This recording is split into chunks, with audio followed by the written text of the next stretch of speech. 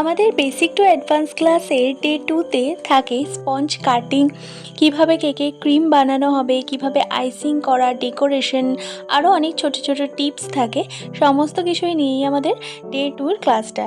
তো ক্লাসের প্রথমেই স্পঞ্জটা, মানে যেটা আমরা প্রথম দিন রেডি করি, সেই স্পঞ্জগুলোকে কাটিং করা দেখানো হয়। আমি প্রথমে একটা স্পঞ্জ কাটিং করে দেখিয়ে দিচ্ছিলাম, বাকিটা কিন্তু স্টুডেন্টরাই করে। ক্লাসে কিন্তু অনেক রকমের কেক হয়, মানে প্রায় 15-16 রকমের আইটেম থাকে।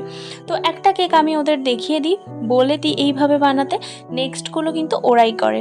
আর তোমরা যারা যারা আমার সাথে কন্ট্যাক্ট করে ক্লাস করতে চাইছো, তারা কিন্তু আর দেরি করো না, আমার সাথে কিন্তু অবশ্যই কন্ট্যাক্ট করো।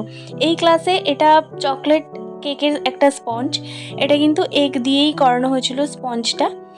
আমি ওদেরকে এটাও বলে দিয়েছি কিভাবে একটা ডিম দিয়ে 1 পাউন্ড কেকের স্পঞ্জ বানাতে হয়, কিভাবে 2টো ডিম দিয়ে 1 পাউন্ড কেকের স্পঞ্জ বানাতে হয়।